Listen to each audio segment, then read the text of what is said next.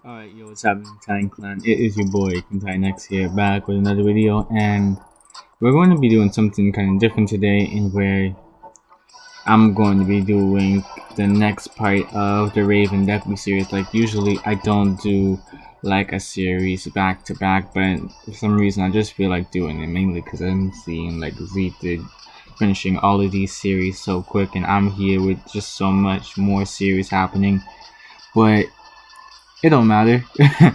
What's going to be happening is that it's basically this.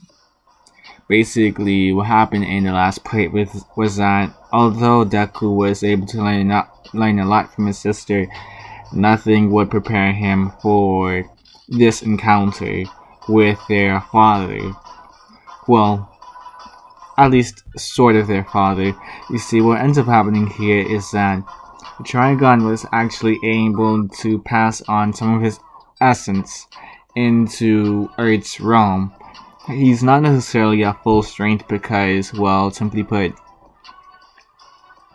no one would be able to handle not Darkseid, no one would be able to handle Trigon at full power, not in this universe at the very least. So what's happening here is that I'm going to actually be weakening Trigon, and by explaining that this is only like a portion of his power, not that the heroes could actually match up against Trigon at full power, because obviously they can't.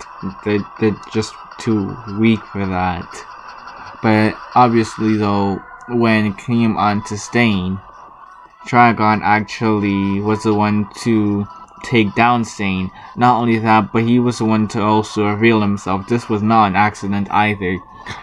At first he was in like this sort of hero form, and then afterwards what ended up happening was pretty interesting, in where he reveals himself to Deku, explaining that he is his father, and not in no sort of Star Wars way with Darth Vader either. He doesn't cut off Deku's arm, but he does ask Deku to join him in his efforts in trying to take over this realm, trying to take over Earth essentially. But Deku would actually deny this. He wouldn't want to follow in his father's footsteps. Sure, he may look like him, but that doesn't mean that he has to be like him. He doesn't need to follow in his footsteps. He wants to be a hero. He does not have to. He does not have to turn to a life of villainy. He doesn't have to become like this sort of conqueror. There's a better word for it. He doesn't have to be like this sort of dictator. He doesn't have to be like this sort of crusader or anything along those lines. He can be what he wants to be, and he wants to be a hero, so he's going against his father's words. Obviously, Trigon is upset and is thinking about actually killing Deku. But he realizes that no, he can't necessarily kill Deku because he is one of his two transports. Like, he needs the both of them in order to actually make it all the way to, simply put, and to actually bring the rest of his essence into this realm, to bring it into Earth. Without them, he basically has no sort of. He has basically no gateway to Earth for right now. And so that's why he doesn't just end up killing Deku right away. And Deku still has a use to Trigon right now, so no, that's the main reason. On top of that, there's also the reason of the fact that he's just kind of weaker right now. Sure, he may be able to defeat Deku in battle, but he is not where he wants to be strength-wise, power-wise, all of that, especially with how Deku has this unique ability in where he can absorb negative energy from others. And that's the main reason that he doesn't want to just kill off Deku. He wants to take up that power. That power is very interesting because he was literally made up out of all of the negative emotions.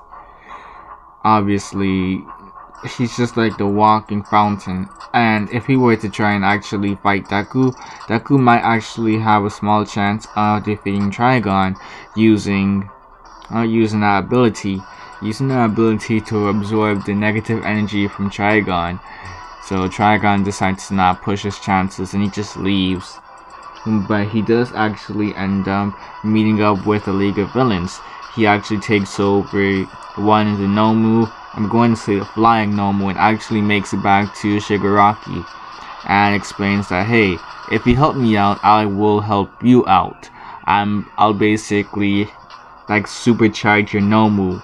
I'll basically make your Nomu incredibly strong. As you can see with this one, Shigaraki actually looks back to the flying Nomu and sees that it's beginning to mutate, with all of this negative energy being poured into the Nomu. It's mutating him, or well, it at this point. What ends up happening is that this Nomu ends up growing much larger. Its muscles start to become bigger as well. On top of that, like, its skin even changes into like a red and black, with red being the primary color and the black just being cracks along the skin. And basically, it looks incredibly demonic. But that's not the big deal here. What's the big deal is the fact that Shigaraki is just looking at this Nomu, and this Nomu is semi-sentient now. Like, this thing is starting to speak in words now. This actually blows Shigaraki's mind. It even blows Kurogiri's mind as well.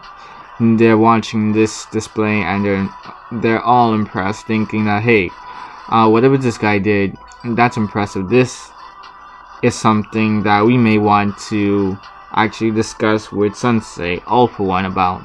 This guy might actually be worth keeping around. But for right now, let's just talk to him. So they do end up bringing Trigon over to the League of Villains hideout. Although, like, they want to have Stain join, they realize that this guy could be an even better asset, an even bigger asset to the League of Villains. What ends up happening for Deku's side of the story, he would end up telling Raven about what happened and saying that Trigon is in Japan now, or at least like a portion of him. He seemed weaker, but at the same time still very strong, enough for the heroes to be worried. And so obviously Raven is alarmed, but she decides, you know what, Deku, we're gonna fix this. So for right now, they end up telling the heroes about this. They end up telling All Might first off, because like, he's one of the heroes that they can trust the most. Like, for reasons being, well, they know he has a secret of his own. And it was originally just a scar, but also one for all. Raven basically has Raven. She is just able to read emotions. She can tell a person is hiding something. She actually interrogates All Might and even uses one of her magical spells in order to make All Might tell the truth about his quirk and where he got the injury from. Next thing you know, All Might blabbers everything out. Obviously, they use this against him, and they're like, hey, alright, you got your secret, we won't spill your secret, but since we know that you have such a weird quirk, we know that you can probably believe almost anything at this point. So basically, we have a demon father. Our father is a very interesting character, in where they were basically like, they're basically like this demon lord, basically Satan, for crying out loud. And basically, this guy has been conquering dimensions and basically turning them to shreds at the same time. Basically rotting all of these dimensions. Earth is just one of these dimensions. This Earth is just one of the many dimensions that Trigon has brought to ruin over the many millennia that he's been alive for. And so we're going to need your help. We are going to need you to actually get an army of heroes because you by yourself are no match for Trigon. All Might wouldn't believe this at first, but then he realizes, okay, this actually might make sense considering the fact that Deku is just a whole beast on itself. He's seen what Deku can do. This kid, at first he was wondering if he had any relation to Alpha One, but no. It's actually much worse than that. It's actually way worse, and it's the same. It's the same for Raven as well. Like, sure, they can be like the best of assets, but at the same time, they also run the risk of this red guy out there who can actually level cities like as easy as clipping your nails or something. It's like if you breathe, for crying out loud. If he breathes, like, the world is done for. If he's at full power. Thankfully, he's not at full power here. He's like, his full power isn't here. Like, it's a very minuscule amount compared to the amount that he would usually have. So that's like a plus for them. But still, they have to actually fight Trigon. And Trigon is building an army of his own with the League of Villains. And speaking of the League of Villains, let's get back to them. For the next couple of months, what ends up happening is that the League of Villains, they just go into hiding and they're just building up their resources. Like, sure, the final exams happen. Deku is actually easily able to take down All Might, just like in many of my what ifs, honestly. Basically what happens is that Deku is just able to one-punch All Might. He doesn't feel like having to really waste time fighting this time around. He needs to get back to training. He needs to get back to work immediately. He knows the consequences. He knows that they are in a dire situation, and they are basically building up these armies now. They're basically getting the heroes ready. They're basically readying up the students as well if they need to go into combat as well. And so even when it comes on to like the mountain training arc, things are not going to be as light as it used to be. It's going to be much more serious. This is going to be full-on military training sort of stuff. And even from day one, like you think they were going to be on a bus this time around? No, they actually had to walk all the way to the mountain area. Yeah, that's right, they had to walk. And as you know, it's a very long walk there. It took them several hours just to reach up to the mountain. So you actually think that they would probably make it in just a good couple of hours? No, it probably took them the whole day. And then they were expected to also train on an empty stomach. They're basically going through the worst of the worst right now. They're making sure that these kids are going to be ready for what's next to come.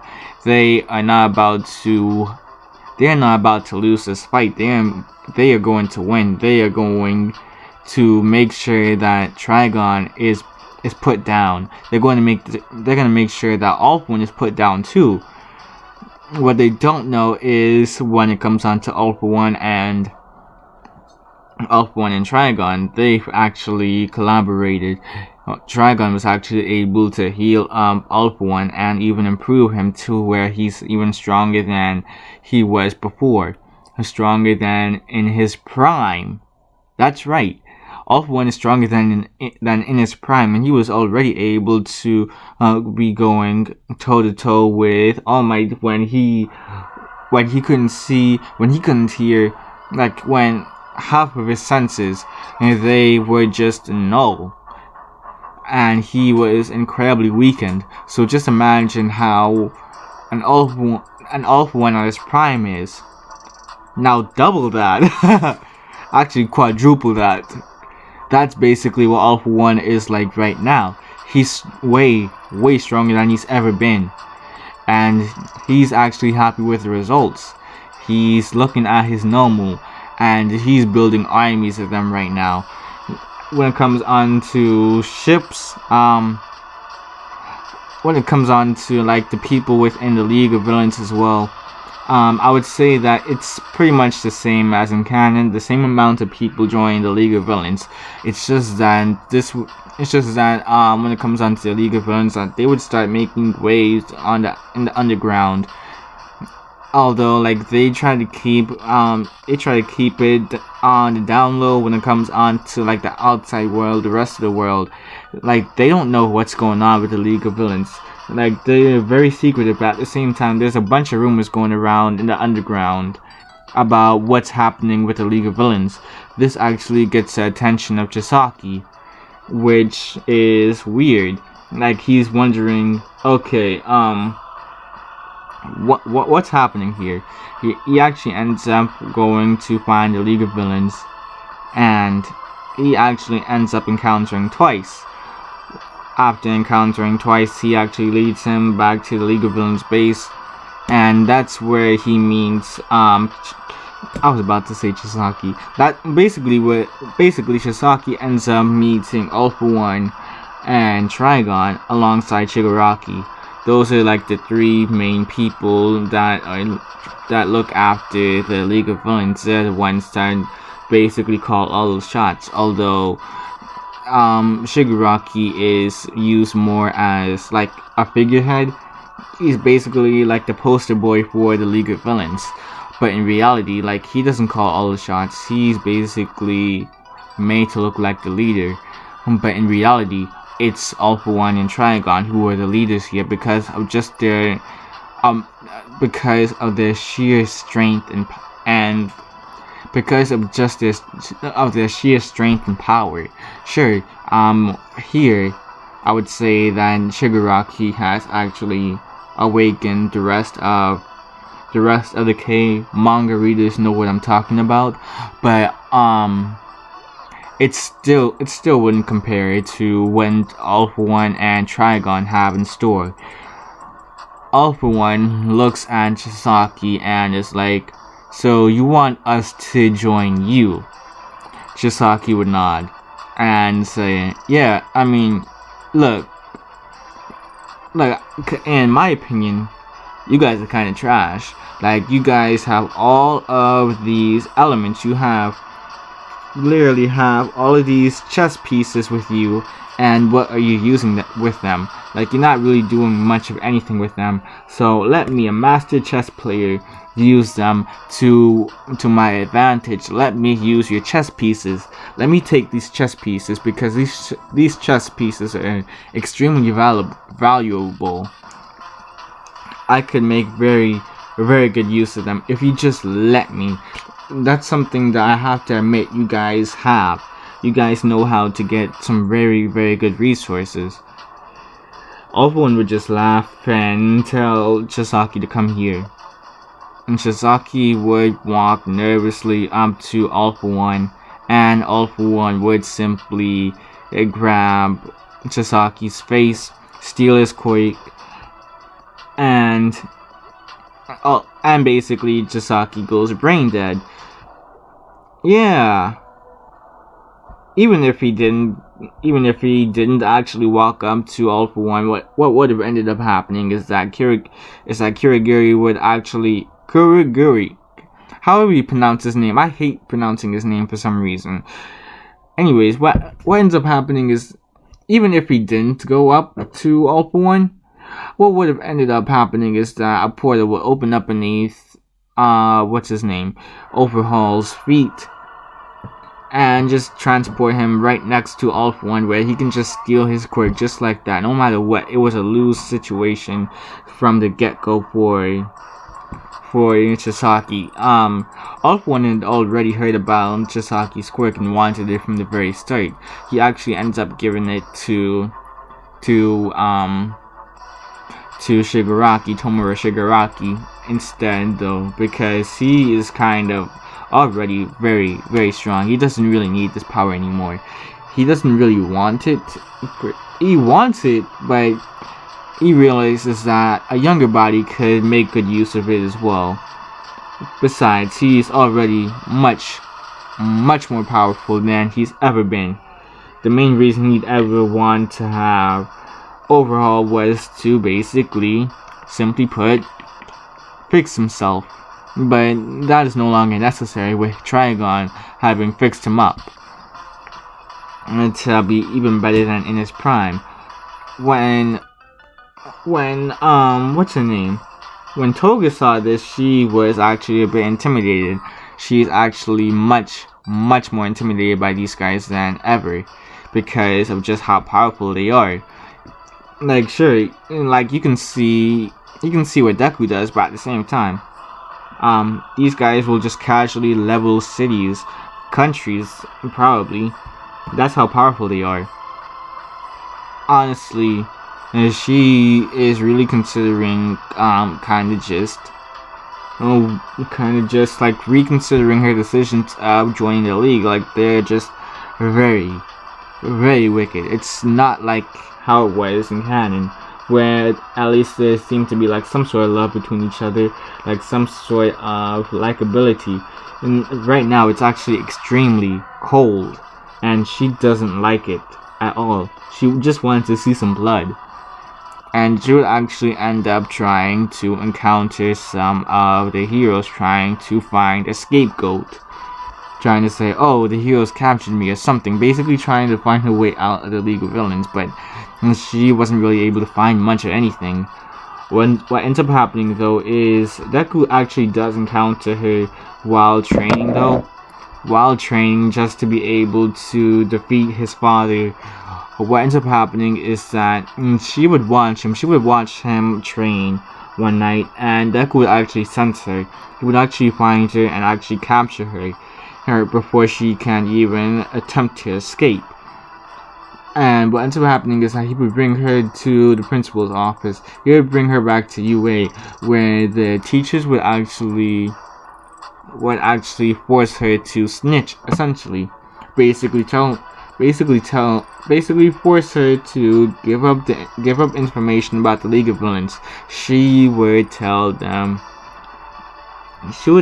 just enough to where it wouldn't be that they would be able to necessarily catch the League of Villains, but at the same time, it was enough to give them a head start. It was enough to basically help them.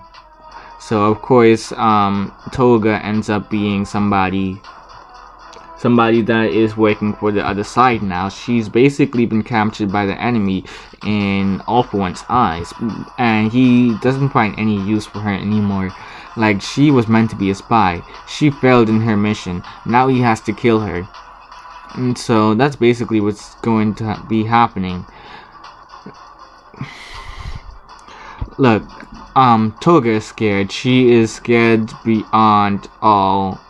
But she's just extremely scared. She's like just 17. She doesn't want to die or anything.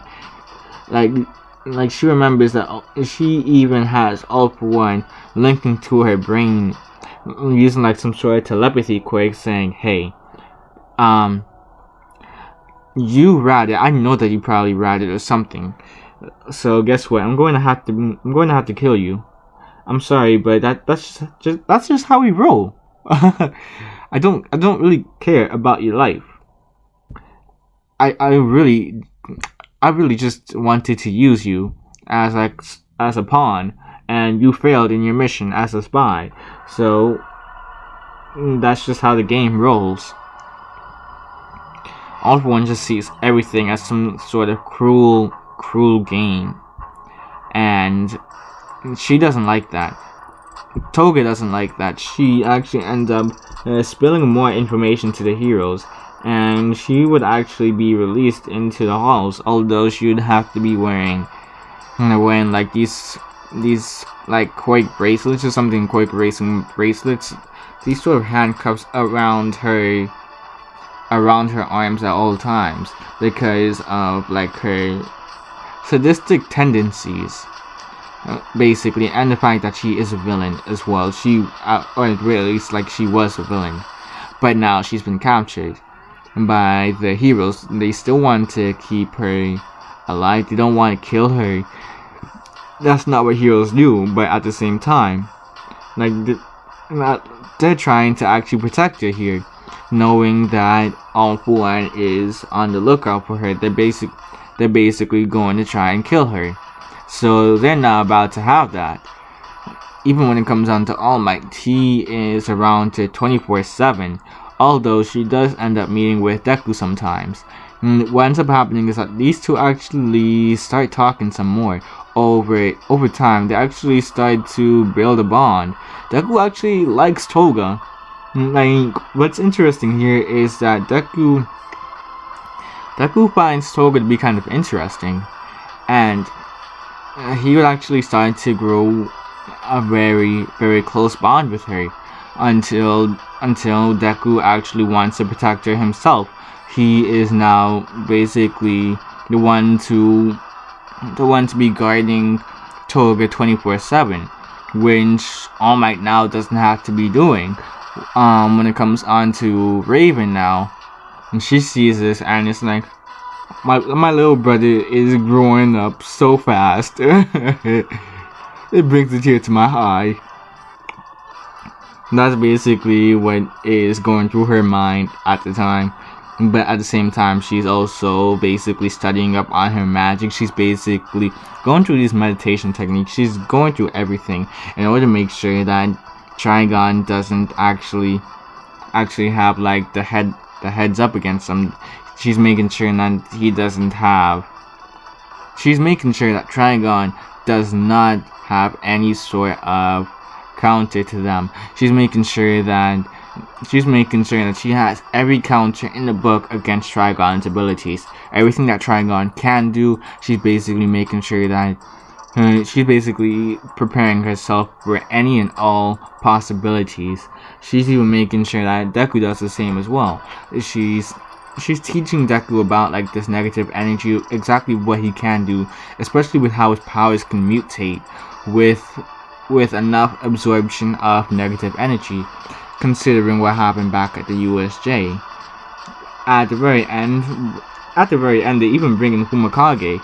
Oh, and in this version, Fumikage is a girl. Tokiyami is a girl in this version. And the way their quirk works, since I don't want them to have like the same bird head, is that they can just they can use Dark Shadow still, but whenever they do use Dark Shadow, that's when the face actually starts to morph into a bird's face, into like a crow or a raven's face. That's basically how it works. Don't at me, don't question me, just because I don't want them to have that bird face all the time. Having it on regular Tokiyami is cool, but female Tokiyami, not so much.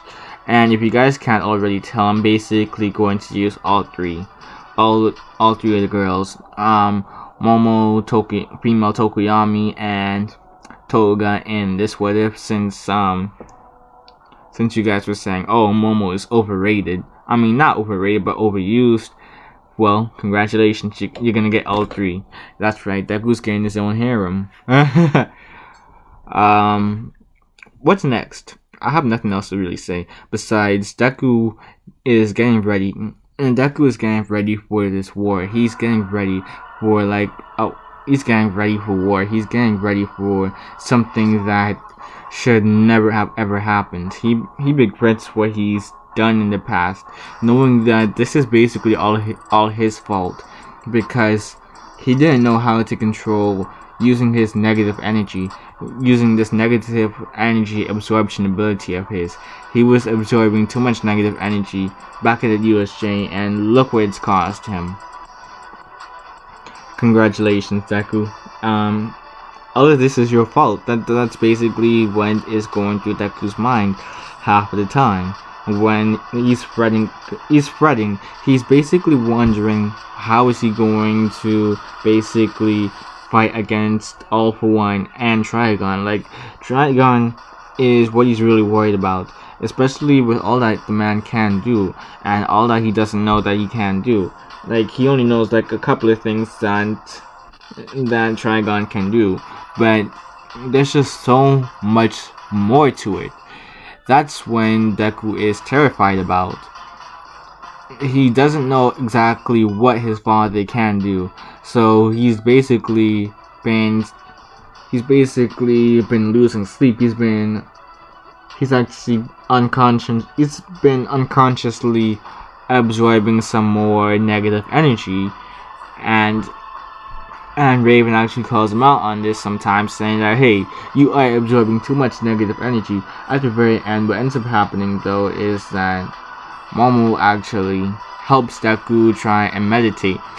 They basically try and make some weapons, getting ready for this war. So they're basically having their own war arc. Everything that happens in, I'm going to say, what happens is that when it comes on to the provisional exam, that goes pretty similar to in canon, except, well, obviously, Deku is much more of a worry here.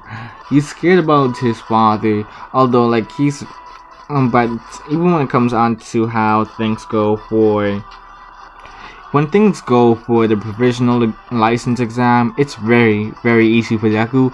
He's basically able to blow through the competition. But what's very scary here is what happens next. Like, when it comes on to, like, just fighting gang work and all of that, basically helping the civilians, yeah, he had no problem with that. Although these civilians, these people that were basically helping, and sort of, I guess, like, they were, I don't know how to really describe it. Basically, they still took down points for Deku being a warrior where he wasn't really showing like a smile and all of that. But Deku still made it out. He still got his license. I would say that even Bakugo and Todoroki got their licenses here as well. Like, they're not even tripping over that right now. What they are worried about is what happens next. Remember, when it comes on to the overhaul arc? No, that doesn't happen here. What happens is that since Alpha One basically killed Chisaki, he basically took over the Yakuza. That's right. So his army has grown exponentially. Even when it came onto the Liberation Army, he knew about them, and he basically shut down their whole operation as well. He is basically taking over his empire. Like, he's been taking quirks and everything. He's basically been building up this empire of his, while Trigon is just lounging around watching the world burn. And he's like, yes. That's basically all I got for right now. King Tiny X is going to continue this, because I want to finish this right now. What happens next is pretty interesting. What happens is that because of the fact that there's no Chisaki arc, no overhaul arc, what is replaced is the Alpha One arc. Basically, Alpha One would end up capturing. Alpha One would basically do this. Alpha One would basically end up capturing Toga and Momo. No, not Momo. No, what ends up happening is that Alpha One would actually capture Toga and try to kill her. But the heroes actually prevent that. They're actually able to prevent that from happening. What ends up happening instead is that although Alpha One is able to capture her for a little bit, the heroes were able to actually intervene and actually bring her back. Tokoyami was actually one of the people to help here, one of the trainees. Basically, what ends up happening is that she would use Dark Shadow in order to stop Alpha One from getting too far away with Toga, and she actually drags Toga back to the premises. Unfortunately, Alpha One captures her instead. Alpha One captures Tokoyami.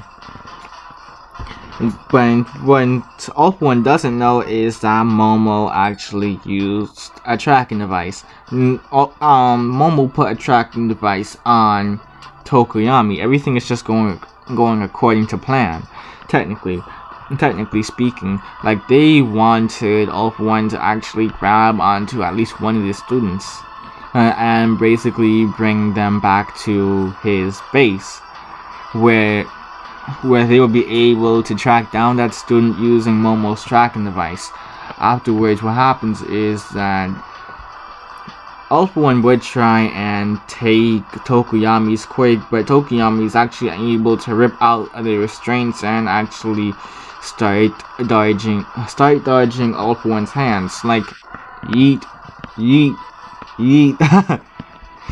Like, she has been training a lot more intensely here than male Tokoyami and Canon. She's actually even been able to control Dark Shadow in the darkness even better than Canon Tokoyami. It's to the point where, like, even though she ends up getting engulfed in Dark Shadow at one point, it's to the point where it doesn't even matter at this point, because she's still able to control them to an extent. They're basically working hand in hand. They're basically trying to fight off All For One and Trigon and Shigaraki and Twice and Magni. Basically, the whole League of Villains army basically includes, like, the core League of Villain members. Then you have the Yakuza, although they aren't there willingly, and then you have the whole Liberation Army. Although All For One took Reed Destro's quake and actually gave it to Shigaraki, who could make very good use of that. With all these abilities in hand, she's still in a run for her money, but it doesn't take too long for the heroes to actually gather up their resources. Like, they've been prepping for a long while now. It's just that they need a location, so they immediately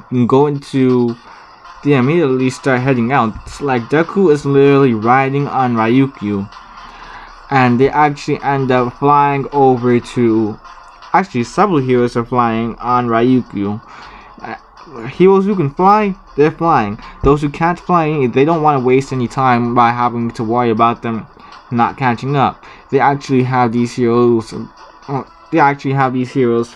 on Ryukyu, and any other heroes that can fly and able to grow big. All of those sort of heroes, they basically are holding the ones that cannot do those sort of things, so that they can cover more distance at a faster rate. What happens is that they are very strategical with this, but things just don't go according to plan. Although they're able to find the location, they weren't expecting so many Nomu and Liberation Army members. They weren't expecting just that insane amount of people. So it's basically Armageddon right now. Like, basically, you can look at what's happening now in the manga, for crying out loud. Like, so many deaths are happening. Deku is basically absorbing this negative energy, because he knows that that's the only way that he can even pose a match against his father. And Raven is watching Deku absorb this negative energy and is kind of worried for Deku. She's worried for her brother because of the fact that he might lose his sanity here. What happens is that next thing you know, Raven actually jumps into some of Deku's fights and starts using her magical spells against these villains. She's basically able to push them back, basically able to wipe their memories, basically turn them into idiots, for crying out loud. Like, give them the mind of children. She's doing all of that right now. She's going in boss mode. When it comes down to Momo, she's also flying alongside Deku. They're making a pretty good team. She's making cannons, she's making all sorts of weapons right now. And she's basically eating like these sort of protein pills, like these sort of she's drinking these protein shakes, basically building up on her calories at the same time. And she's exhausted.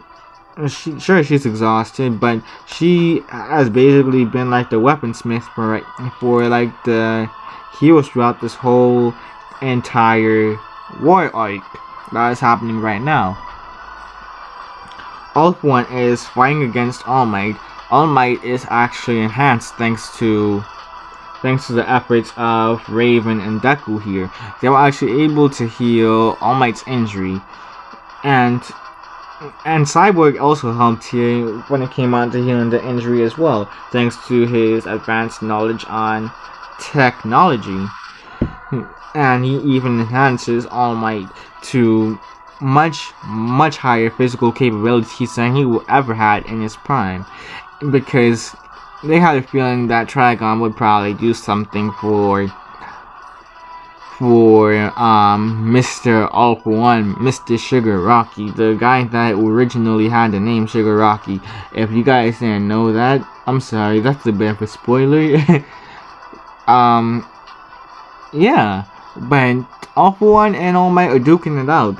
All For One is like, you can't defeat me. But what ends up happening is that he is in for the shock of his life, because of the fact that All Might is actually holding his own against All For One. All For One was expecting that All Might wouldn't be able to hold a candle to him at this point, but it turns out that no. Thanks to all of these enhancements, like, sure, it may have shortened All Might's life, but, yeah.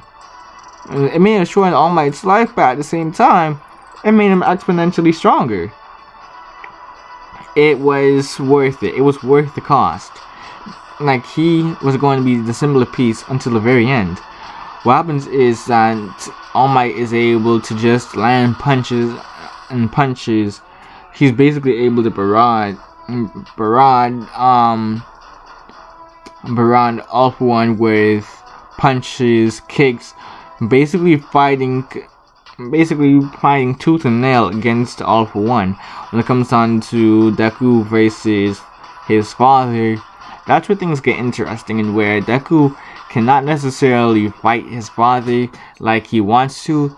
He's absorbing this negative energy, but it's actually starting to overload him. And when it comes on to Raven, she's watching this go on. She is just worried for Deku. Even Momo is worried for Deku. Everyone is worried for Deku because they knew what happened last time. And Deku is actually growing much larger too. Even Trigon acknowledges this. He's like, hey, I see puberty is starting to reach you now. I see that you're starting to go through puberty. I respect that, son. Congratulations, you're becoming a man. And starts to punch, and sucker punches Deku. I respect that. Like, you are trash. Not Sakura trash, but you are trash compared to me. Still. But what happens is that although Deku is still not strong enough to fight against his father by himself, it's a different story when Raven comes into battle, because Raven has experienced a lot with her father. She has had to face the worst when it came on to Trigon, and they actually end up going into like the white point, basically when their emotions are all in tandem, they're all in the right spectrum. And she releases everything on her father. She cannot necessarily defeat her father, but she can seal him back into his realm. She can actually push him back to his realm, and back to like that demon realm of his. That's basically what their goal is right now. If they are able to do that, then they will be able to basically reset everything. What happens is that Deku is absorbing the negative energy. He's getting stronger and stronger throughout this fight. I was about to say All For One. Trigon acknowledges this. He's impressed, but he still thinks that he has a chance against Deku. He doesn't believe that Deku can defeat him. When it comes on to like some of the heroes as well, like they're also trying to fight Trigon, but they're mere ants to Trigon. Trigon is getting larger as well, with all of this negative energy throughout this fight. Everything that's happening, things are just going up for Trigon, and at least in his viewpoint, because um like the sky is starting to fall, the sky is starting to break.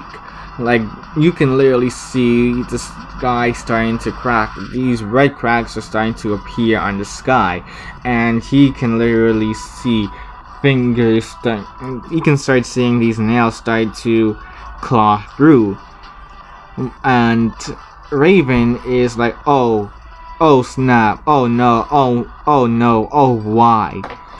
So she's putting even more effort into trying to put their father back into that realm, back into his respective realm. And Deku is starting to lose his sanity here.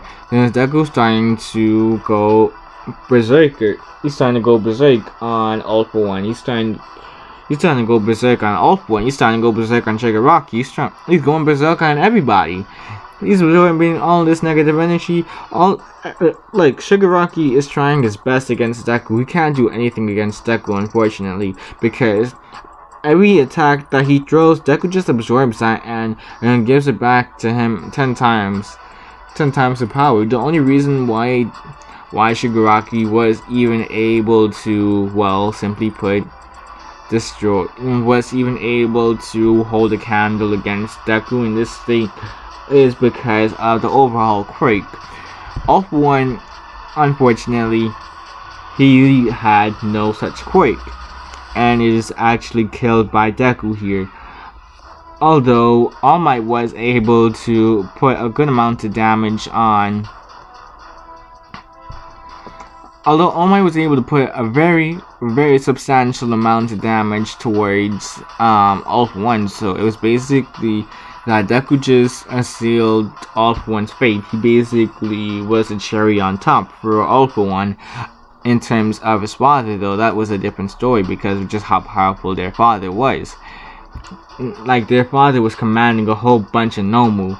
This man was willing to fight against them using all these Nomu. He had an army of Nomu. He had an army of liberation people. He had such a huge army that it was just ridiculous. But Deku was actually building up a very large body count.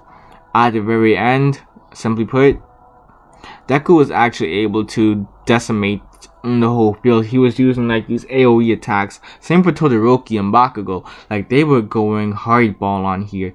Everybody was going their hardest. Momo was kind of out of it though, unfortunately, because she was using too much of her fat cells, and using too much of your fat cells wasn't very good for her. Like, she was exhausted. She had to end up staying by one of her weapons. Then Cyborg actually took over like one of these weapons. Actually enhanced these weapons. He actually took over one of these weapons and actually looked at how they were created and even added them to his arsenal for the moment, making sure that, well, he basically made it so that when it came onto these weapons, it was incredibly strong. He was incredibly strong with these weapons. Like, he was basically just giving himself a boost, a buff throughout this whole war. Same for when it came on to Starfire. She was basically using these weapons to give herself a buff. Although not in the same way as Cyborg. She was using them in the traditional way. And she was basically using her energy manipulation. She was shooting beams of energy at these guys as well. So she had long range abilities. She was shooting eye rays, laser beams, all of that. Deku was literally shooting mouth cannons at this point. He was a hulking giant. He was a behemoth. He was looking more and more like his father.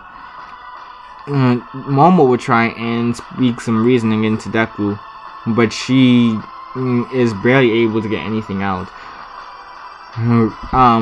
It's the same thing for Tokuyami as well. Female Tokuyami, I should say.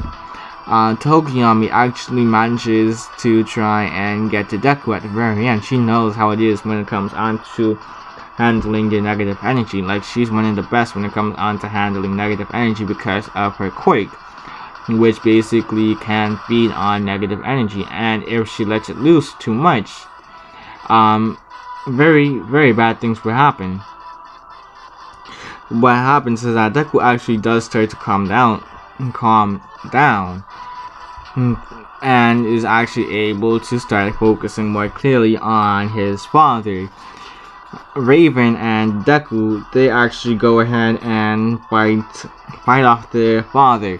They're using combination attacks. They're using everything in the book. They're using everything in their arsenal in order to defeat Trigon, but it's almost not enough. And that's what they can't understand. They have to bring in so many more heroes in order to make sure that they put Trigon down for good. And it took the combined forces of Raven, Deku, Cyborg, Starfire, All Might. All Might actually died in this fight, for crying out loud. By the end of this fight, they were actually able to take down their father, Trigon. They were actually able to throw him back into his dimension and basically seal him back in his realm for now. Unfortunately, many lives were lost here, with one of the most significant ones being All Might. All Might is dead here. And same for many other people. Like, it's basically, I've said it before, it was Armageddon here. Like, so many lives were lost, but Deku doesn't know how to cope. He feels that everything is all his fault.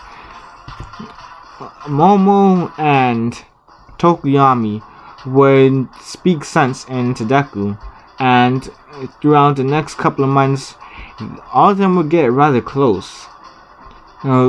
Although Toga was probably the closest to him, Toga would know how it is, being different from others because of just your heritage, just your DNA, all of that. Like, she would know how it is, and she would also speak some reasoning into Deku, saying that it's not his fault. He just didn't know how to control his powers at that point. Like, none of this was really his fault. If anything, it's nobody's fault at the end of the day. Like it's not his fault that the society has a lot of negative energy. It's not his fault that he was unconsciously absorbing that negative energy. And Raven even steps in saying that, hey, our father has actually used me as a sort of scapegoat in the past to make it into this realm, although not to full power. Never has he ever been at full power. He's always tried to get full power, but never managed to get all the way. So I think this is probably the best we've had for a while when it came on to fighting our dad. But I'm glad to have you in my life, Izuku. If it weren't for you, I probably wouldn't. If it weren't for you and my friends right here, I probably wouldn't know how to cope myself. I would probably end up in a very, very dark place. I don't want to ever go through that. You shouldn't ever have to go through that either, Izuku, so don't seal yourself up there. So don't seal yourself, don't seal your emotions. And that's one of the worst routes to go. Because don't try and distance yourself from others. Embrace the love, Izuku. Izuku would embrace the love a bit too much. He would actually go a bit excessive. Not too excessive, basically kissing at this point. Momo, Tokoyami, and Toga. And over the years they would build an even closer bond until by the end Deku actually proposed to all three of them. I don't know how to say it, but basically over the years, what ends up happening at the very end of these years, Deku actually made it to become the #1 hero. Raven Raven became like one of the top heroes in America. Deku proposed to those three because they were incredibly close. They became incredibly close over the years. They helped him to get through some very, very dark times alongside his sister, but he can't propose to his sister. That's weird. We don't do incest here. We don't promote incest, okay? What happens is after everything, when Deku proposes to them, they get married. Everything goes off without a hitch. Well, like, I mean, Toga still has to do some time. She basically has to go through some like remedial stuff. She basically has to go through some stuff in order to have it be that I don't know how to say it. Basically, she has to do community service. She has to serve some time, but if they're able to make it work, and she actually got a reduced time for helping the heroes throughout this time as well. By the end, they actually have some kids, and they're all one fourth demon. So yeah, that's interesting. When it came on to Deku's kid with Momo, they have Momo's creation abilities, although it's way more enhanced. They're basically able to use that negative energy in the realm. They're basically able to use all forms of energy, really, and be able to create weapons out of it. They're actually able to form weapons out of that. When it comes on to Deku's kid with Tokuyami, their kid has like dark manipulation. Like their kid has the full-on darkness manipulation, child manipulation, all of that. Like when it comes to Toga now, they basically have blood manipulation. Not the strongest, like basically they're able to control people with their mind using blood. They're basically also able to transform into anybody they really want and use their abilities as well, although not to the same degree as the original person, maybe actually even better sometimes, depending on like how weak or strong the original user was. But whenever they can get like a blood sample, like it can last for a very long while, unlike with Toga, where like a small sample it wouldn't last long. A small sample for them, it would last very long. It would last very long for them, and overall that's how it goes. Things are happy for them. Deku is happy and everybody is happy.